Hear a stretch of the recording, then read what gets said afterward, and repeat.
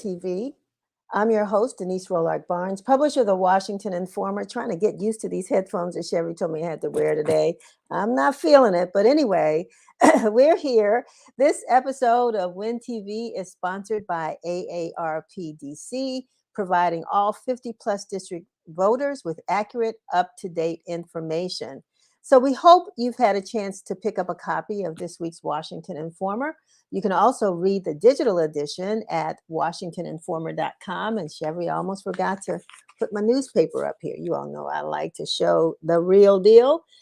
Yes, we're still printing. And so we hope that you will be able to pick up a copy at your nearest newsstand. You know, we're distributed all over the DMV, including, like I said, Maryland and Virginia. So pick up a copy. And if you want to know where to get a copy that may be near you, just call us at 202-561-4100. That's 202-561-4100.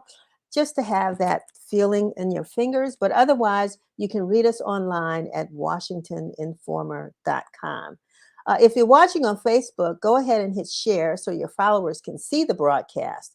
And if you're watching on Twitter, be sure to follow us and we'll follow you back. And be sure to subscribe to our YouTube channel at Washington Informer TV. That's one word, no spaces. Washington Informer TV. You know, we are excited because after 2 years, we are bringing back our annual African American Heritage Tour. We're going on Saturday, June the 18th. And we know that's a busy weekend, but we hope that you'll join us. We are going to Josephine City in Berryville, Virginia. Josephine City, we've written a lot of stories about Josephine City, so we hope that you will look at some of those articles that we published in the Washington Informer. It has a very, very rich African American history. It is one of the towns where freed Blacks built homes, a school, businesses, even a Black newspaper in Josephine City. And whether you know it or not, one of the founders of the AKAs is a descendant, a resident, was born in Josephine City.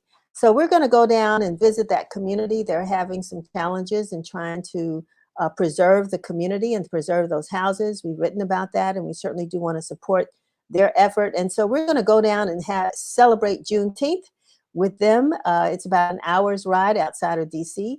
So we have buses that will be leaving from the AARP over here in Southeast DC, so you don't have to worry about driving. We'll be providing a continental breakfast, some snacks on the bus, having some good old Black history trivia games on the buses, and it's really a good time. So visit our website. You'll see the link that Chevy just showed. And if you want to join us, it's only $30 for adults, $15 for children 16 and under. And we've got limited seats, of course, but we want to make sure that you can join us because we celebrate African American history every day, 365 days a year. And sometimes we just do something special. And we couldn't do our tour because in the last 2 years, and you all know why, because of COVID. And believe it or not, we know it's true, people are still getting COVID. So I would advise all of us to still try to be safe and wear masks where we feel comfortable or uncomfortable not wearing them. And come on down and join us for the tour. You know, it's hot topics on the news, and I don't know why I'm losing my voice, but I think it's allergy season or something. But Mayor Muriel Bowser and U.S. Housing and Urban Development Secretary Marcia Fudge announced an initiative to create more affordable housing in D.C. And the announcement was held at the Spring Flats Apartments, an affordable housing development on Spring Road in Northwest. We were there to cover that, and we also had Washington Informer reporter James Wright covering a story on the recent mass shootings in Buffalo, New York, Uvalde, Texas, and now most recently in Tulsa, Oklahoma. So we know that there are, James was out with some folks in Ward 8 and talking to DC residents at local grocery store and some other places. And it's clear, some people say we've got to continue to live our lives. but some admit that they are feeling unsafe in public places. So we're going to talk a little bit more about that in coming weeks and kind of get your viewpoint about what the city needs to be doing or could be doing, or we as individuals should be doing to feel safe in the current environment. We hope to speak with someone from the DC Police Academy that recently launched the Trained Violence Interrupters program. Of course, we have lots of interrupters programs. I think they're going to get more funding, not only here, but in the region. So we'll want to talk about how that program works. Also, the March for Our Lives will be taking place this month, and we'll give you more information when we have that. But, you know, that march was controlled by young people, so we want to have more of them coming. So we have lots of other news that's coming up, and we want you to pick up a copy of the Washington Informer so you can get the stories that we've been reading and reporting on, or go to our website again at washingtoninformer.com. We want to also acknowledge the fact that this is June is Black Music Appreciation Month. It's Father's Day. The Pride Parade is coming up next week. It's a busy month for the district, so it's going to be busy for us. But we look forward to being out there to cover that. And I'll just say one more thing, because Sherry's trying to push me along. We are really excited because we have some new people on the staff at the Washington Informer. We have 2 reporters from Report for America, an outstanding intern from Howard University that's working with the Discover the Unexpected program with Chevy and General Motors, and also our Desiree Chen is back with us, who will be presenting or producing some really exciting programs called, or mini documentaries that we call We Win. So that's just a little bit. You'll meet them in the coming weeks.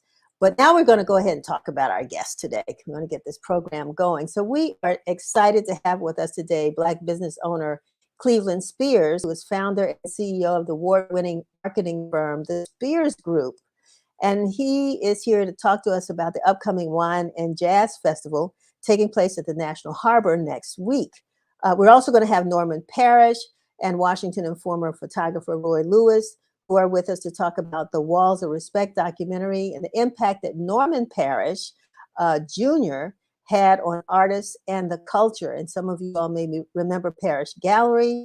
Well, this is who we're going to be speaking with, Norman Parrish's son, Norman Parrish, about his dad and the great work that we did there. And then the last segment, we are going to talk with the folks from AARP about the upcoming June primary, and just also what AARP is doing to keep people 50 plus, and I say under and over, informed about what's happening politically in the political landscape.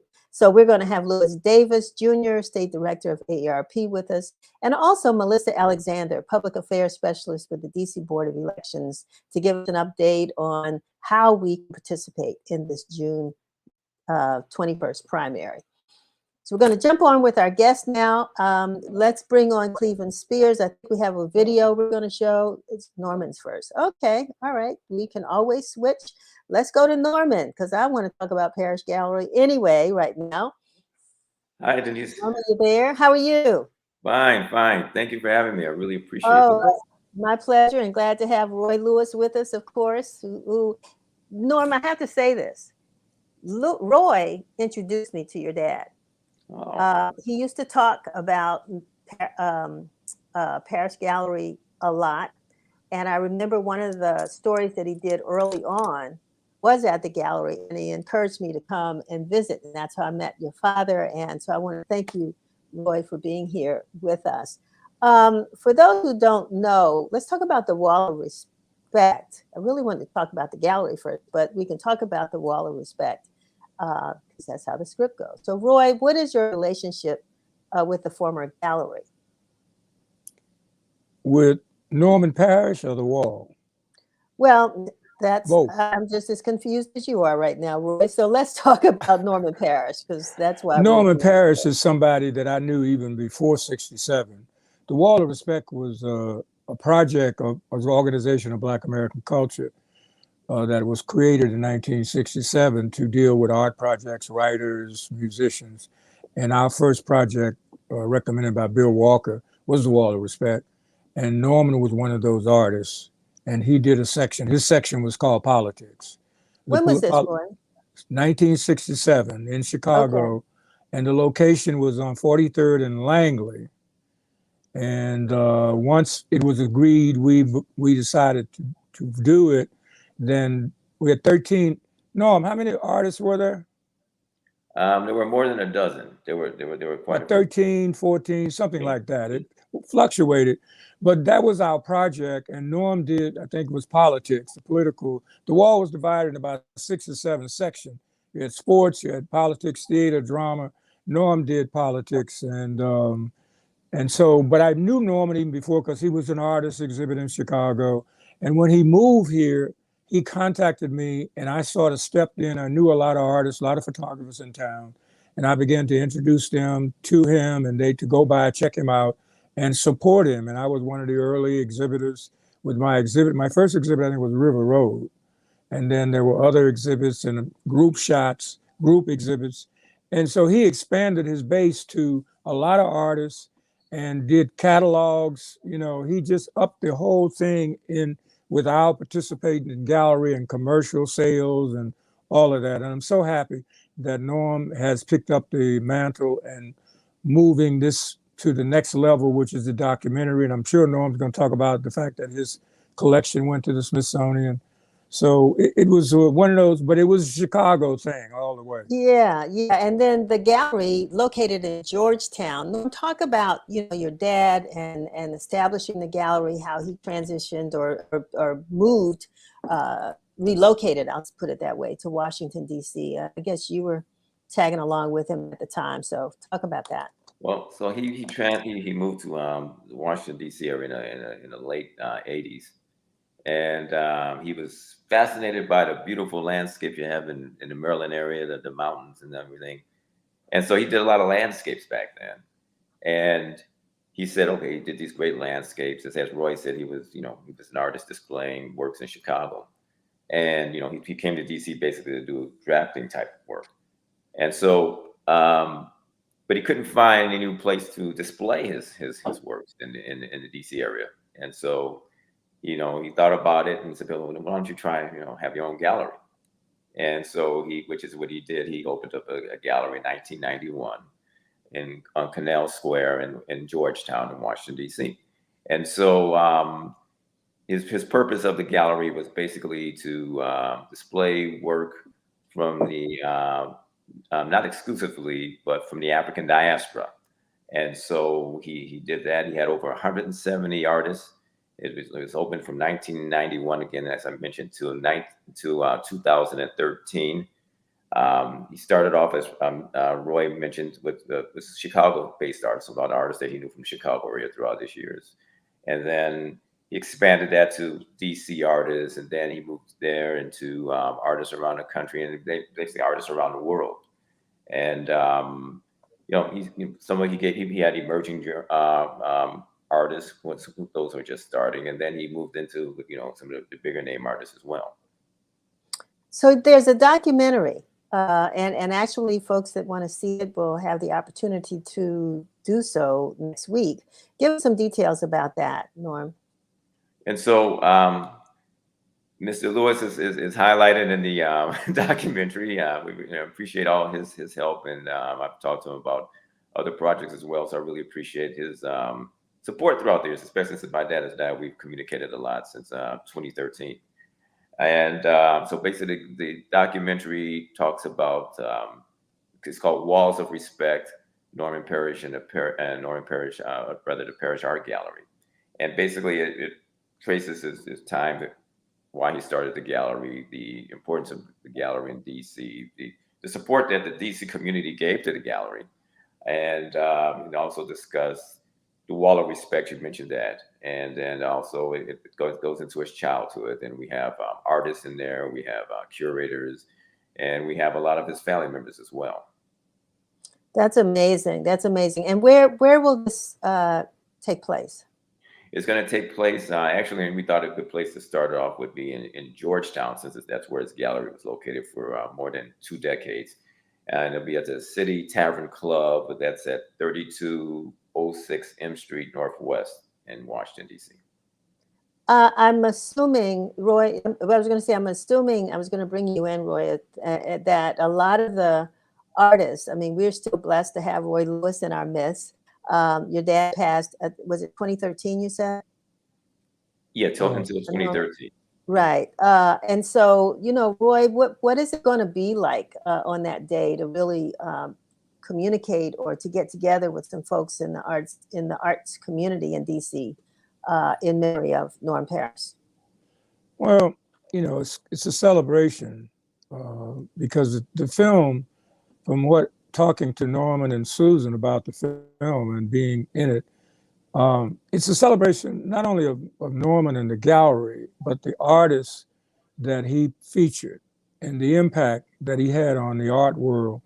Because one of the reasons for the Wall of Respect was that we weren't being represented in the galleries in Chicago. We weren't being in the museum. And so we said, let's take the art to the community. So he, after going through that experience, he knew that as long as he had the community behind him, that he would make it. But he still kept, you know, dealing with the Smithsonian and other galleries, making sure post articles to Washington. That's why our connection with the gallery is so important, because, you know, he could just be a gallery over there, but if you're not getting publicity, if you're not announcing your shows, if you're not getting reviews, then, you know, the community will, you know, you just be over there in Georgetown. And so it's going to be kind of heartwarming. It's going to be getting together with some people you ain't seen in a lot of years, not just the 2 years, but a lot of years. And I know that there are supporters, people. The Friday evenings at those openings were, because you had the courtyard and you had other galleries right next to and around that courtyard, it was a very festive. It was almost like being in an African village or something, because a lot of the stuff, the openings were outside, you had food outside. And so it was a very festive Friday evening. Most of the openings were Friday evenings. And so seeing a lot of those people is going to be real heartwarming, but celebrating Norm and his wife, who was very key to the success of Norman and his gallery. I mean, in terms of her support, working there hard out, you know, it was a team effort. Yeah. Well, Norman, you wanted to add something? Oh, no. The one thing I haven't mentioned is that the film is going to be previewed on Monday and Tuesday. It's upcoming Monday and Tuesday at the City Tavern Club. Just wanted people to know.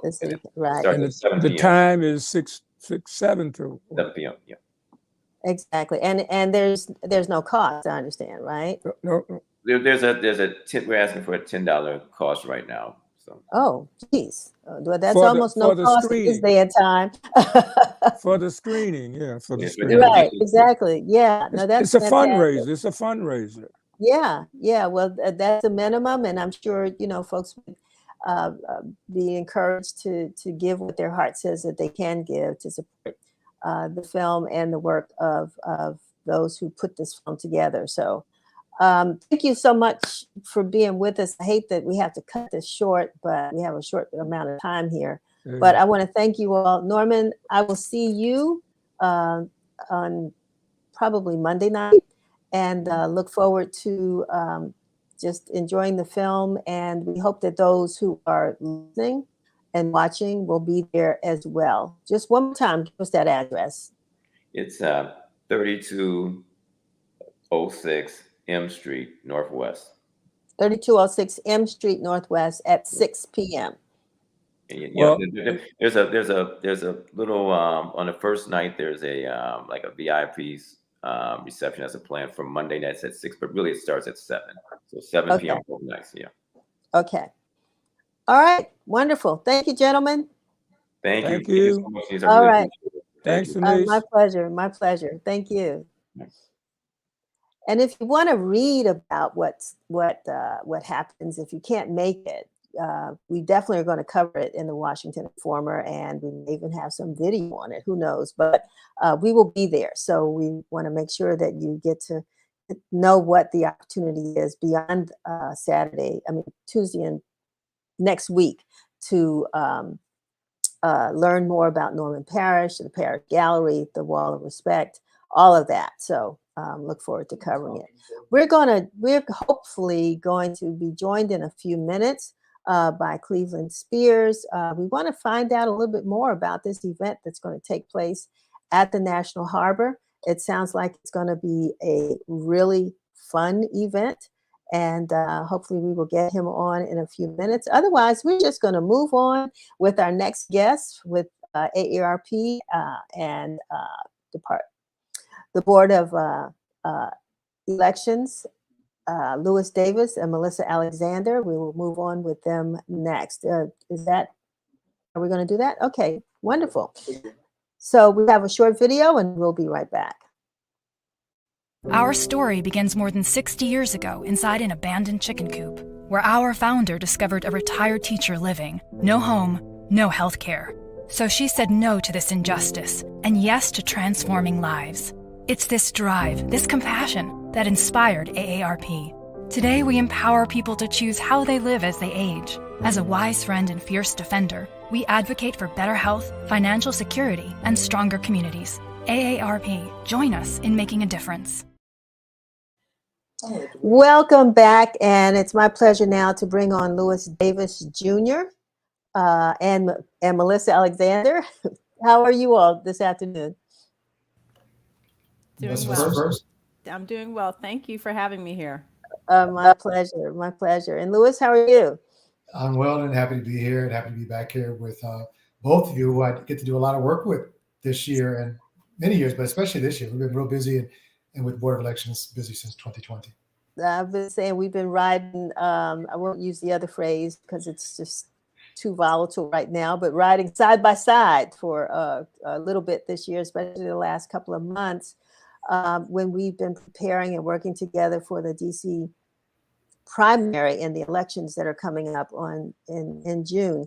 Lewis, we just saw a piece on AARP. You want to talk about, just why AARP finds it so important to engage in elections, particularly AARP DC and the local DC elections?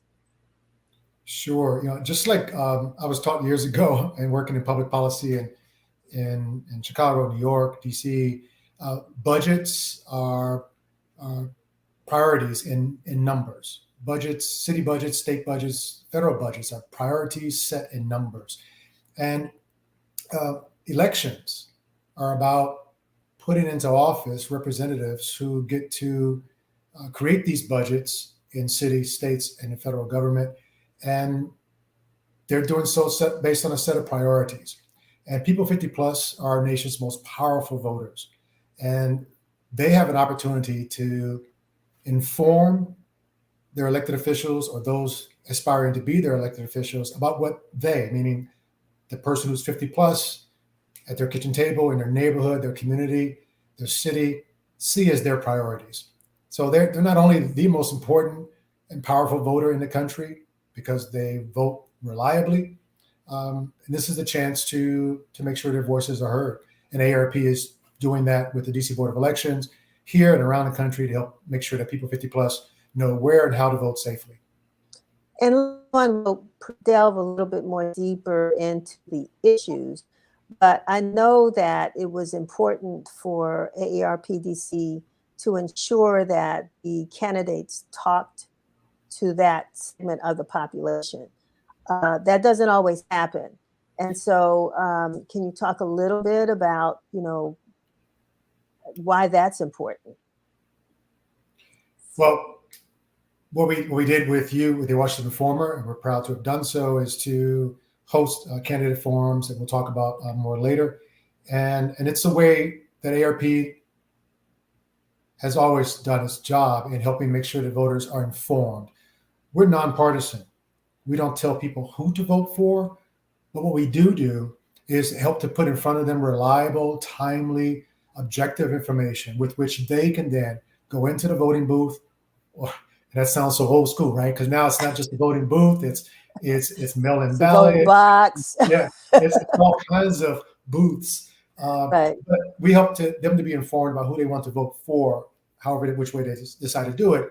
And that's our job. Our job is we do the hard research. We have the data.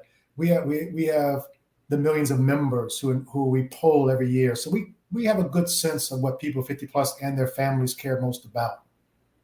We'll talk a little bit more too about the voter guide that we produced this week. But because you mentioned voter booth, voter box, this is a good time to bring Melissa in to talk about all the new initiatives that have allowed people to vote in different ways in the District of Columbia, and what the Board of Elections has in store for the June 21st primary. Information folks need to know. So welcome, Melissa. Thank you. Thank you again for inviting me here. So the primary election is coming up. And for everyone, it is Tuesday, June 21st. But as we like to say at the board, that is the very last day for anyone in the district to cast your ballot. So because we are still in a pandemic setting, this is our second election cycle during the pandemic, we have decided to and have found funding to send everyone their ballot through the mail. And so especially for residents that are 50 plus, this may be the safest way for you to participate in the election cycle. So if you belong to any of the four major political parties, which is the Democratic Party, the Republican Party, DC Statehood Green, or the Libertarian Party, you should have received your ballot in the mail. So if you're a registered voter and you belong to any of those four major political parties, you should have received your ballot in the mail. If you are no party or independent, we don't have a ballot to send to you. And that's because DC has a closed primary system. You have to vote along your party lines. Okay. So if you have not received your ballot and you belong to one of those four political parties, I encourage you to take down this number. It's 202-727-2525. Again, 202-727-2525. Give us a call so that we can track your ballot. So the ballots were sent out. They were mailed out after May 16th. They were sent out in batches. So you should have received your ballot by now. So again, if you have not received your ballot, give us a call, 202-727-2525, so that we can reissue your ballot. Since ballots are being sent to people's homes, a lot of things can happen to your ballots. If you haven't received your ballot yet, again, give us a call. If your dog ate your ballot, or if you were not aware that your ballot was going to be sent to you and you recycled it, we can reissue your ballot to you. So again, give us a call and let us know, what the issue is. If you voted incorrectly, or you changed your mind, we can send you a new ballot in the mail. We can rectify all of those issues. So we want to make sure that go ahead. No, I did want to ask that question because that raises a question for me. You said if you how's the Board of Elections making sure that there is no fraud that takes place? And because you mentioned the fact that if you changed your mind, so are you saying if you voted, submitted your ballot, and then you changed your mind? Is that what you're saying? No. So if you have filled in your ballot and you incorrectly filled in someone's name, sometimes the name and the bubble might be misaligned, and you say, I didn't mean to do that. I changed my mind, or, I made a mistake. That probably would be better language. You made a mistake. We can send you a new ballot. So the thing is, every ballot has a tracking number on there. So when you send it back to us, it's coded, it's processed. So we know that your ballot has been cast. So and it's final. It's final. It's final. Right. And so that brings up another issue about people going into the vote centers. So early voting is going to begin next Friday. It begins on June 10th. And so last election cycle, we had people that they used their mail-in ballot, but they weren't certain that their ballot was going to count. And so they went into the vote centers and they just wanted to make sure that their vote was going to count.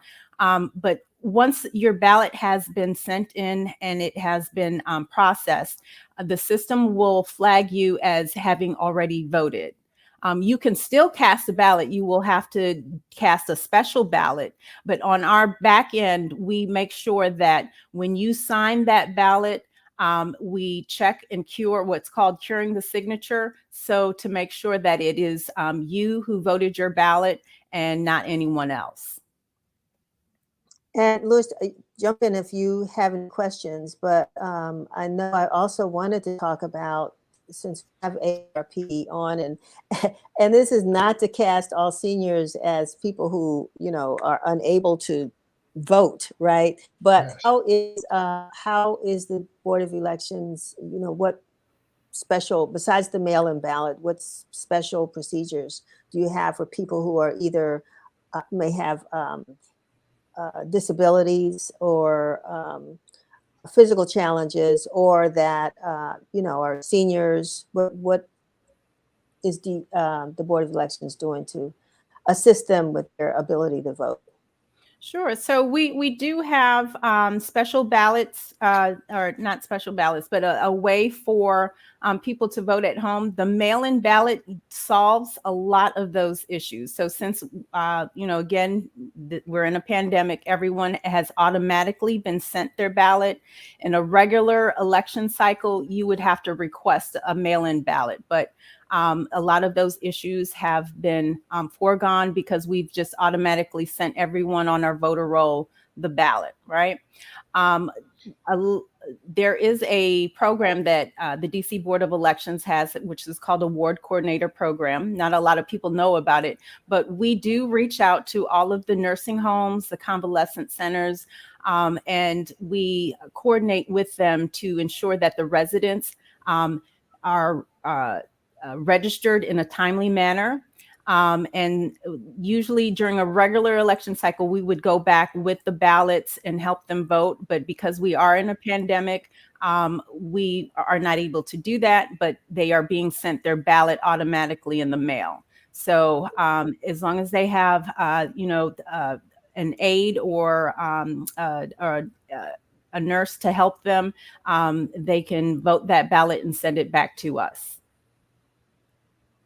And I understand there are drop boxes located around the city. Can you give us some idea about where they're located? Or I know you can't give us the whole list, but Yeah. you know, and I wish we had a photograph of one now. We should have put one up to make sure that people are putting them either in a mailbox or the drop box. But the drop box itself, talk about those. Sure. So there are 55 drop boxes located across the city in each of the wards. There are more drop boxes in Ward 7 and 8 to make it more convenient for those residents to be able to return their ballots to us.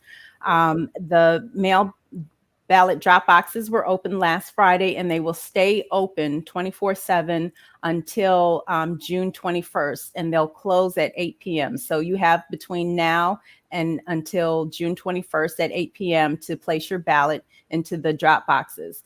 And by the way, the ballot drop boxes were the most popular way for residents to return their mail-in ballots the last election cycle. So we were glad for that, and we're hoping that the city continues to embrace using the drop boxes throughout the city. I also want to point out something that I think is key and important. In some of the locations, the mail-in ballot drop boxes are located next to the COVID drop boxes. And just because of procurement, there was only one manufacturer that could provide the city with the ballot drop boxes. So they're the same exact size and shape. So everyone, please be careful about when you return your ballot to make sure you drop it into the correct ballot drop box. But we have worked out with the Department of Health, if anyone should accidentally drop their COVID test into the mail-in drop box, we will return those to the Department of Health. And if anyone drops their ballot into the COVID drop box, they will deliver their ballots to the board.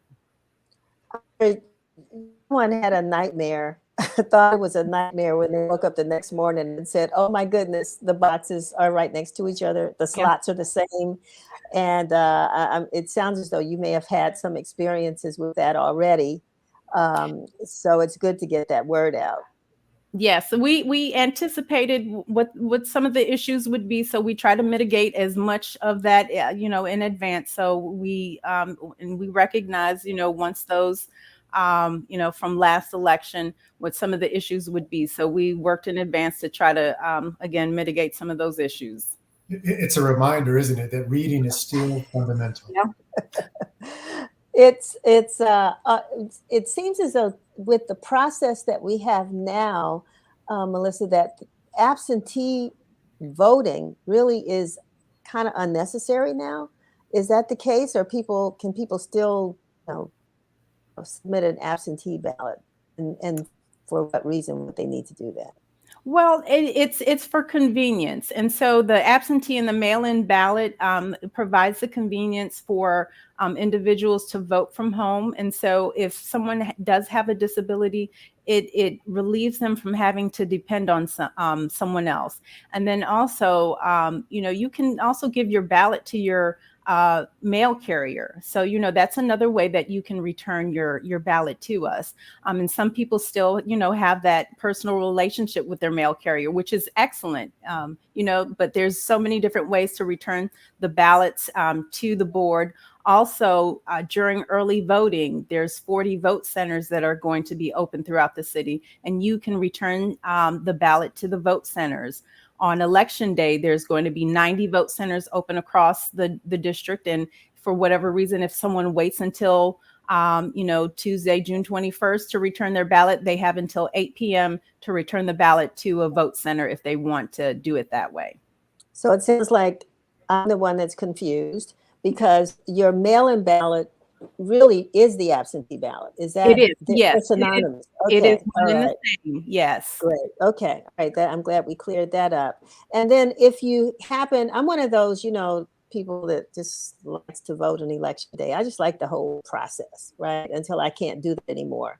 But with the mail-in process, will people that go in on that day have to show some proof? I mean, their ID card or something? What do you do when you go in on election day and you want to vote, at a poll?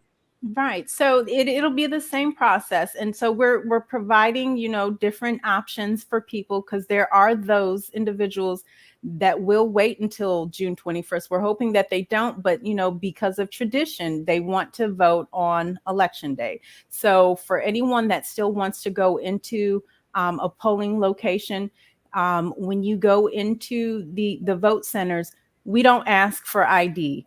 So it does make it a lot faster and quicker if you have your ID, because we scan the back of it. But as long as you provide the correct information, DC has, some of the more liberal voting laws. So we make it easy and convenient for people to be able to cast their vote. So it would be the same process as it was any other time you go into a vote center.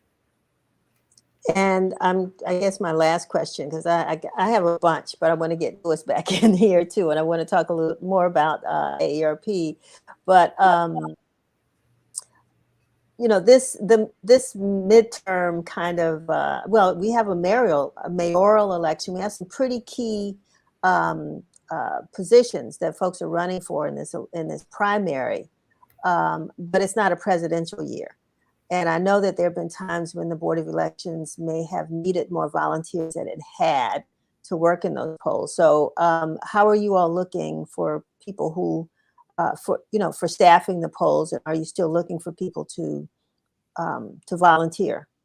So we are pretty much set for the primary election, but there is also the general election that is coming up in November. So we recruit on a rolling basis. So if there's anyone out there that would like to participate as an election worker, we would welcome you to apply. So you can go to our website, www.dcboe.org. And then at the top, you're going to look for election worker, and then the election worker application is going to pop up. So you can go ahead and fill that out. Training for the November election begins in August. So we'll contact you over the summertime. You do have to do a 4-hour training in order to work the election, and there is a small stipend. So it's about $250 to work on election day. And then also for any DC government employee that may not live in the district, if you live in Maryland or Virginia, the residency requirement is waived. So we welcome, anyone in the district that wants to support the democratic system, or, to help continue democracy. Please consider volunteering and working the elections. I think it is a great way to show support and to continue to help everyone to, participate in civic duty. All right, wonderful. Well, I want to thank you, Melissa, for being with us and for sharing all of this great information. Is there anything that you really need to let folks know that maybe I didn't ask or we hadn't gotten in? I just want to make sure we get that out first. Yes, no. And so we're encouraging everyone, no matter how you decide to vote for this election cycle, just do it sooner rather than later. So we don't want everyone waiting until the last minute. Okay. I hear you. So yes. Maybe I will go on and submit that mail-in ballot. You all put the postage on there, so I may as well get it on back in, right? Yes. All right. Thanks so much for with us. And we'll go back to Louis Davis now. Melissa, we really appreciate that. And Louis, you there? I sure am. Wonderful. Good. So I thought that was great information. I think folks have gotten it, and they also did a Board of Elections, or I think did their mail-in with the sample ballots. She didn't mention that, but those have been circulated as well. But let's talk a little bit about, what we've been working on, and particularly some of the issues or the questions that we asked during our 2 forums. There was a mayoral forum as well as at large forum. You want to talk about how that went and who was there? Sure. You'll have to help me on the second one, make sure I don't forget somebody. But the mayoral part of it. Yeah, but no, for our viewers, first, if you missed the forums, you can still see them in their entirety at the Washington Informer and AARP DC's Facebook pages. So I invite you to go to either of our Facebook pages, and there you can see exactly how it occurred. Our at-large candidate forum on May 4th, and the mayoral candidate forum on May 17th. I think I got those dates right. So there's that. And then inside the Washington Informer, as was mentioned earlier, there's a voter guide, and it's in the print paper that's probably in your mailbox right now, and/or you can go online at their website to see the voter guide. In that voter guide, you'll see a bunch of questions put to all the candidates for office, but you'll see questions too that came from AARP and came from what we hear from our members and others about not all the issues they care about, but some of the issues they care about, and those are the questions we put to the candidates. And Denise, you want to talk about what those questions were, though, Louis? Mm-hmm. Sure. Broadband connectivity. We asked the candidates for their policies and strategies. Were they to be elected, that they would implement to help ensure that every DC resident had access to affordable broadband in their home. We have broadband connectivity at our public libraries, and we have some of the best public libraries in the country, and that's all fine and good.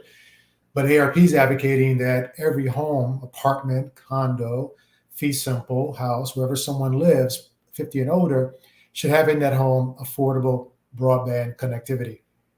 And it's not, as I think we know by now, particularly since the pandemic, that's not just about watching Netflix and gaming, having the grandson over the game. It's about having access to all variety of services and programs and resources that anyone deserves to have. Broadband connectivity is the telephone today that the telephone was a couple hundred years ago. Sorry, or however long the telephone's been around. We get my drift. So broadband connectivity. The other was healthcare access to affordable healthcare. Mm-hmm. We are the richest country still on the planet, and it's 2022, and still not everyone has equitable access to affordable, timely healthcare, particularly, and by timely I mean preventative healthcare. And there are some gross inequities here in the District of Columbia. We do well with health insurance coverage. I think we're up somewhere around 97, 98% of DC residents have some type of healthcare insurance. We had an Affordable Health Care Act before there was the ACA. We were doing pretty well with helping people get insured. But even having insurance doesn't always mean that people are having the same, or not the same, but equitable access to healthcare, so that they can have a better chance at longevity here in the district. So there are some wide sweeping gaps in living well and longevity, particularly among African Americans and their white counterparts here in the District of Columbia. So we asked candidates about that. Another one has to do with health as well. And food insecurity, was that it? Yeah, food insecurity. Mm-hmm. Yeah. And this one was focusing on primarily senior food insecurity. And that's because a number of studies suggest that about 13% of seniors here in the District of Columbia, and we're counting here at persons 60 and older, are going without a meal somewhere during the week. And that could be even if they're in good health, and most, as you said earlier, most seniors are not needing anything, and most seniors are in good health. So it's important to state. Here we're talking, though, about those who can't afford physically, mentally, socially, emotionally to miss a meal. They may need it to take medicines. They may need it to just keep up their good weight and their general health. And so they shouldn't be going without a meal. And one of the best doing, I'm making up some phrase there. We do pretty well here in DC. Cities in one of the best doing countries on the planet in terms of economics. And then we put one question to the mayoral candidates that we didn't to the at-large, but I'll stop there and we'll get to that question if you want. Yeah, one of the things that I thought was a consistent theme as it related to seniors was how they were impacted by COVID. And even when they're not, just the fact that a lot of them are isolated. And so that's why there was this importance to support broadband, the issue of food insecurity, access to health care for seniors who were indoors pretty much for 2 years. And so there seemed to be a consistent response acknowledging that among the candidates. I don't know if there's anything that you recall in those responses that stood out. No, and I don't recall everything, and I'll trip up if I try to make like I do. And so that's why we have it available for your viewers. They can go read it verbatim in the voter guide. And there you can see the responses that all four of the at-large candidates gave to these questions, and our mayoral candidates gave as well. So you get the numbers right there. We had in the at-large forum, we had sitting council member, at-large Councilmember Anita Bonds. We had Mr. Nate Fleming. We had Lisa Gore and Dexter Williams. Those were all the candidates at the at-large forum. Hey, I got that. And so you can see their responses there. But no, you're right. Everyone responded as they should as a candidate, right? Saying that it's important. But I want to pull on the thread you mentioned about the social connectivity. As I mentioned, broadband is about more than watching Netflix or HBO Max, but it helped people stay connected. I mean, as good as our DC Department of Aging and Community Living is or ever could be, most people age 60, and for the District of Columbia, they count seniors at 60 and older, and that's who that's the eligible age level for DACL. most people 60 and older, particularly 50 and older, they don't even know what a DC wellness center is, because as good as they are, they don't go to that wellness center. They're just living life large, as large as they can. But when the pandemic hit, whatever kind of social fabric they had built for themselves or woven for themselves, it got a little tattered. And so they had to go virtual. And so they find themselves all of a sudden needing broadband, high-speed connectivity is another word for broadband, inside their home or their apartment. It was coming up short. You need a certain upload and download speed in order to watch certain videos and stream certain events, giving you reliable information. Have a telemedicine meeting with your doctor requires reliable Wi-Fi. Louis, one of the things that you have stressed, and I just want to get your feedback on this because, and I won't mention the candidate, but I'll just say that this candidate sort of echoed what you're saying, that a lot of the seniors in the district are still pretty vibrant and, they pretty much can support themselves and they're not invalids and all of that. But there seem to be, and as with AARP DC, you see it, them, you work with these seniors. And so how is it, or why is it that more candidates than not begin to think of older people as old people, if you know what I'm saying? And so their response is really sort of connected in that way. How does AARP handle that? I'll tell you, it's how our CEO, our current CEO, Joanne Jenkins, began nearly 6 years ago, changing the conversation here across America and arguably to many outer parts of the world by disrupting aging. Just changing the notion about what it means to age is what our CEO set out to do and has been doing for her tenure. And it is helping people to understand, I'm a day older than I was yesterday. I am, however, age and the mileage I have on my body depends on how well I've maintained it, just like my car, and I need to rotate the tires every now and then on my car. I need to change the oil. I need to keep it clean, put good fuel into it, try not to drive it recklessly. Our bodies are much the same way. So whether I was 35 or 75, I had better have done that. If I was 75, I wish I had taken better care of my car when I was 35. And if I'm 35, I should be planning to be able to drive this car when I'm 75, because unlike our cars, this is the only body we get. It's one rehearsal and you're done. So we're trying to at AARP, and we are changing the conversation on what it means to live and live well at any age. But you're absolutely right. There are people, most here, thriving, and they just need what they need. Sometimes just for people to get out of their way, to enjoy life here in the District of Columbia and around the nation. So people need to live well at any age.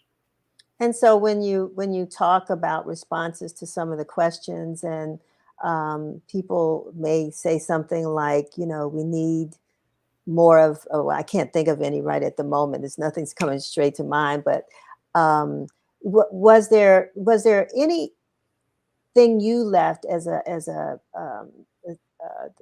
director of AARP DC? Was anything you walked away from these forums or the voters guide saying, I really wish someone had touched on this, or this is an area we need to work on more as it relates to what you're hearing seniors in DC want and need, since, you're one of the strongest advocates for seniors or I shouldn't even say that, for people 50 plus. I guess we're all seniors, but for people 50 plus or headed there, that, you didn't hear from the candidates.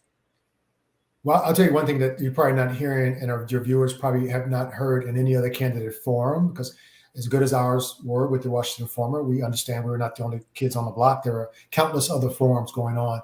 You probably heard nobody asking about the one question we put to to the candidates about the Older Americas Act, for example.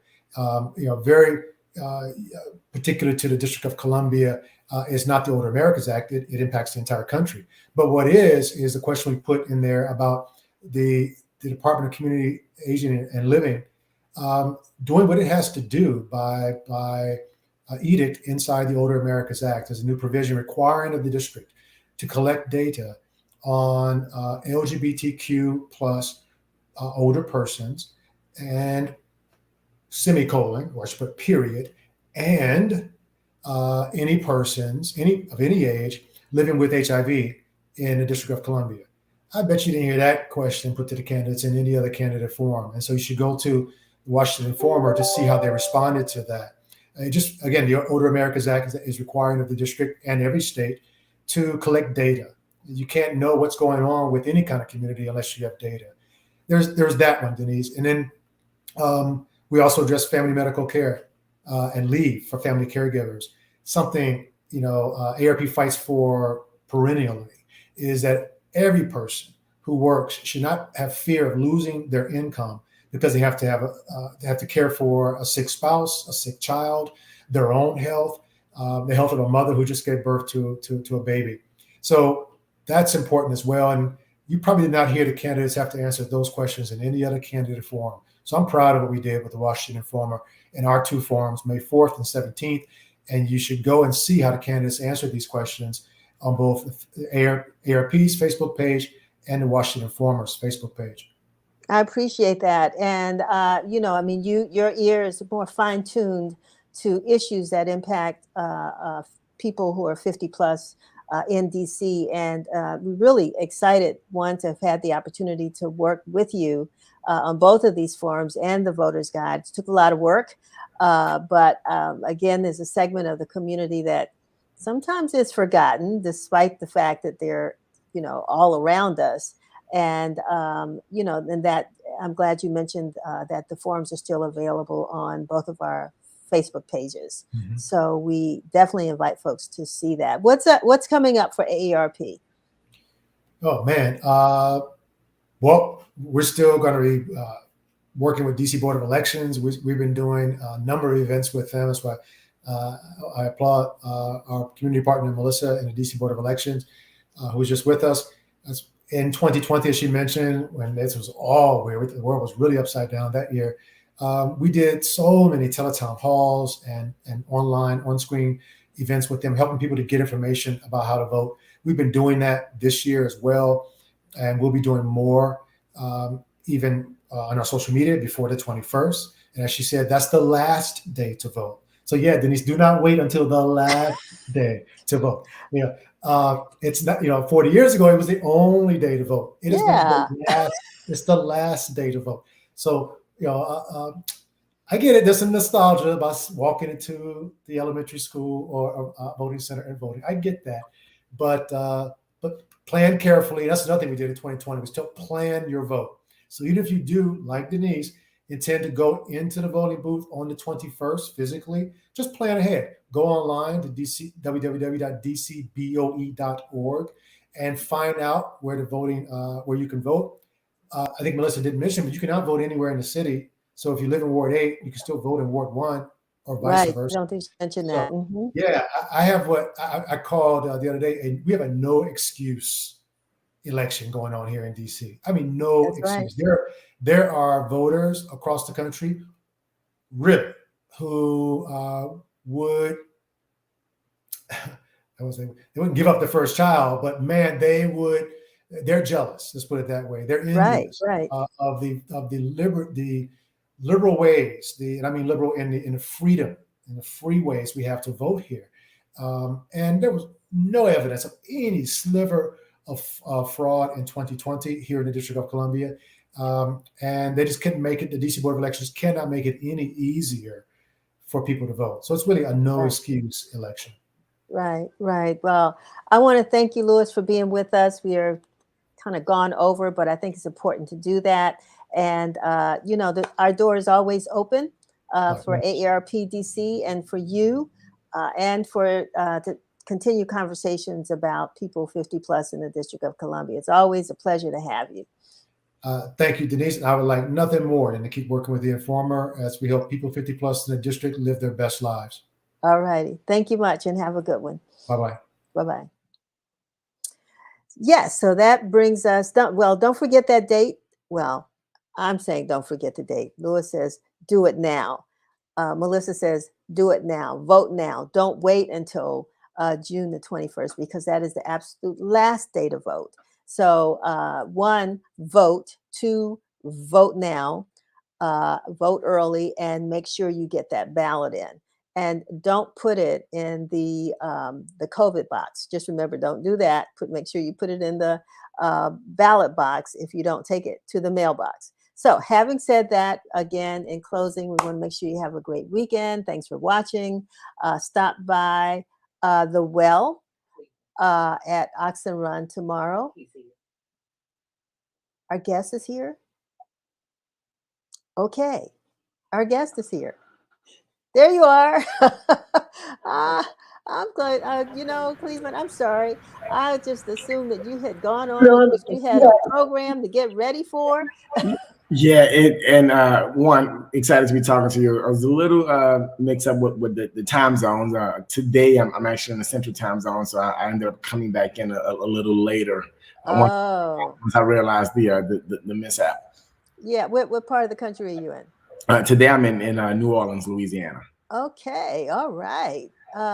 Sounds like you've been traveling a lot, so your time zones are really getting confused. Yes. And that's because of what you do, right? Yes. What is it? Celebrez and Rose? Did I say that right? Rosé? Celebrez and Rosé. It is French for celebrating pink. Our traveling rosé festival that'll be coming to the DMV area on next weekend, June 11th. And then 2 weeks after that, we'll be in Chicago on Saturday, June 25th. Okay, so tell us what it is. I mean, I've seen a little bit, some video on it, but tell us what it is. It looks like it's a really cool, sort of laid back, but, fun event. Yeah, it's great. Folks have really enjoyed it, and we've been doing it since 2018, and it's been traveling and adding new cities. We were just in Houston this past weekend. And it is a festival with themed attire. All of our guests wear pink, matching our kind of focal point, which is rosé. This year, we are featuring all Black-owned rosé wineries from across the country. And so we have rosé wines, fine rosé champagnes, rosé cocktails made out of the various wines and champagnes. It's a full music concert. So in DC, next week we'll have Tamia, we'll have Robin Thicke, we'll have DJ Jazzy Jeff performing, and then 2 weeks later over in Chicago, we will have MC Light, Robin Thicke, and Maya performing at that show as well. So you do what, three different cities, or how many different cities do you do? This summer we'll be doing 4, and so we've done 2 of the 4 already. We've done Atlanta. A sold-out crowd of about 3,500 people. Wonderful. We did our first one in Houston this past Saturday, which was about 2,500 guests. Our Washington, D.C. or DMV area event is sold out for the June 11th. We're looking for about 7,000 guests at that one. And we have plenty of tickets available for our closing event in Chicago on Saturday, June 25th. June 25th. Okay, I'm going to Chicago, but I don't think it's that weekend. But so if I can work it, I might.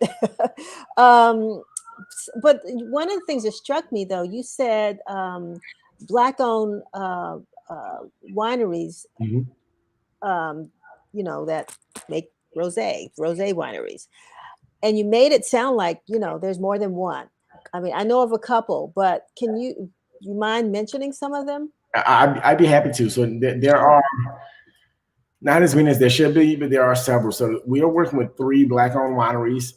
The first is one that most of your listeners probably know, which is the McBride sisters, who own Black Girl Magic Wines. Exactly. They are now the largest Black-owned winery in the country. Good for them. Not only Black, but it's also women-owned. So literally Black Girl Magic. Next is Lafette de Rosé. It's a Black-owned winery backed by Chris Powell and some other notables. And then another one that we're working with is Michael Lavelle Wines, which is actually based out of Chicago. Interesting. Yeah. You know, my buddy, I have to give a shout out to Bernie over at Chat's Liquors on 8th Street. It's a Black-owned liquor store, second generation. And he always promotes Black-owned wine. So it's a good thing. So you're sold out at National Harbor. So we can't even tell our folks to attend. That is correct. But we can't. What we are seeing is that folks take our event and make it a really special event, and we are seeing folks come in for the event from all over. Okay. So there are folks in the DMV area who went in the past or just are hearing about it, want to experience it. We invite them to make a weekend of it and spend a weekend with us in Chicago. We have an amazing kind of beachfront location right on Lake Michigan, which is beautiful. There's a lot of other things going on in Chicago that weekend.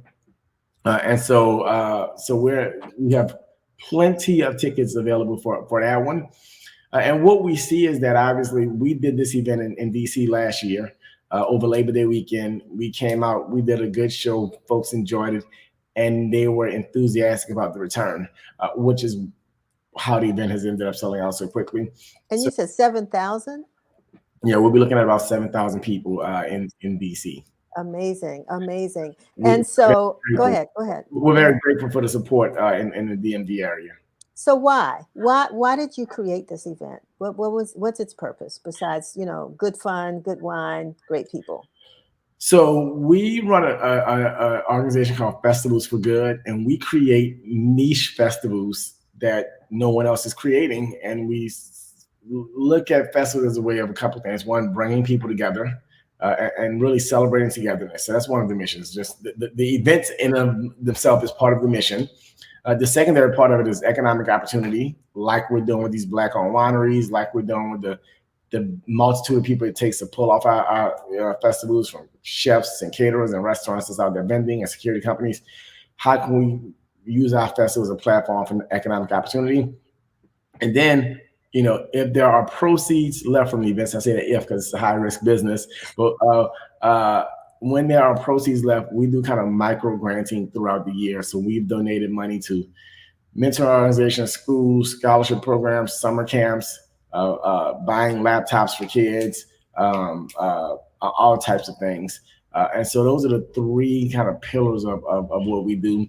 The events themselves, bringing people together, economic opportunity, hiring people to work on the events, and then giving throughout the year.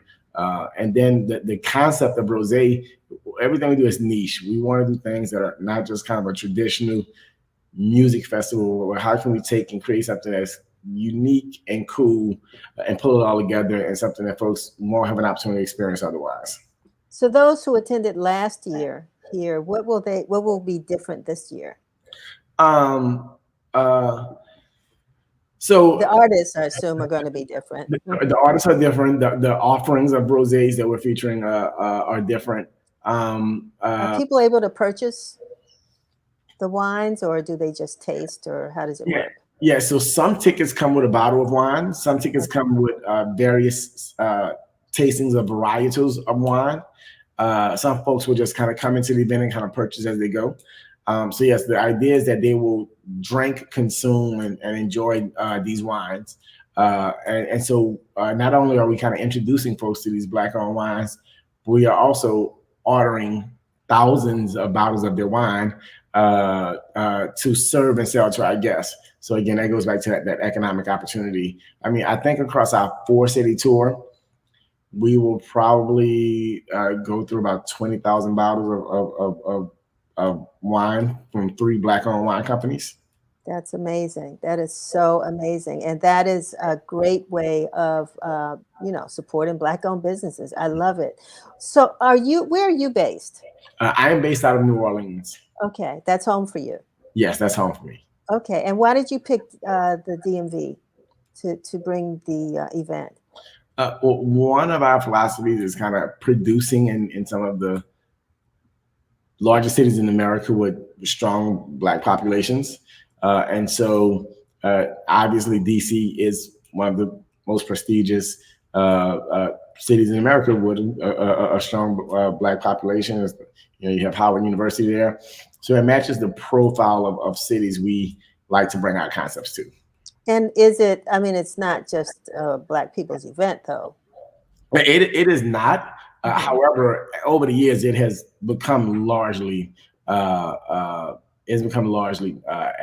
American. Yeah, yeah. Well, we got it. We got to get some of those other folks to start buying our wines too, because it's just as good, if not better, than theirs. So, I couldn't agree more. We are kind of inclusive, intentionally inclusive. So if you look at our talent lineup, is very broad. But what we have seen is that when we're on site, our guests are 85-90% of color and African American. so my last question, which has nothing to do with anything, but have you seen a pink outfit that just really made you say, "Really"? I see several every event. I see men in full. They had a gentleman at our Houston event last Saturday that had on a pink double-breasted suit with white buttons on it. He had on a white shirt and a pink and white tie. He looked amazing. We have women that come out in amazing pink dresses and gowns and tutus. So yeah, fashion is a big part of the event. And we're seeing some really great outfits out there. So, our photo editor is on the other side saying, "We need to come and take pictures." But so how's this document? I'm talking about Sherry, but how's this documented? Can people see you have social media platforms, or how do you document the event? Yes, so people can experience it even if they're not there. I could sip on some rosé and look at pictures. Yeah, so our Instagram is the greatest representation of what to expect at our event. And we are Celebrez un Rosé on Instagram.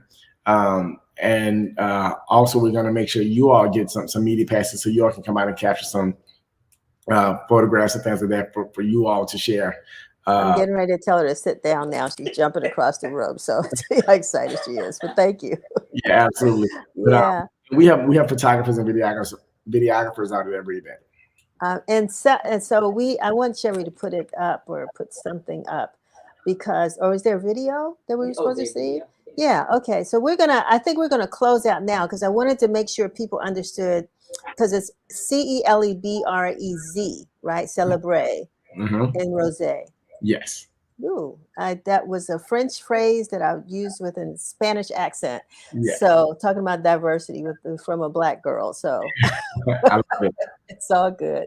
Thank you so much for being with us, Cleveland. I wish you much success. Next time you come back to DC, please check us out. And if I can get to, I got a lot of friends in Chicago. You missed the folks earlier on the show. Everybody was from Chicago. Right. So we'll continue to pass the word out and see if we can get those tickets sold out there as well. Yes, please. Okie doke. All right. Thank you all. Oh, thank you. All right.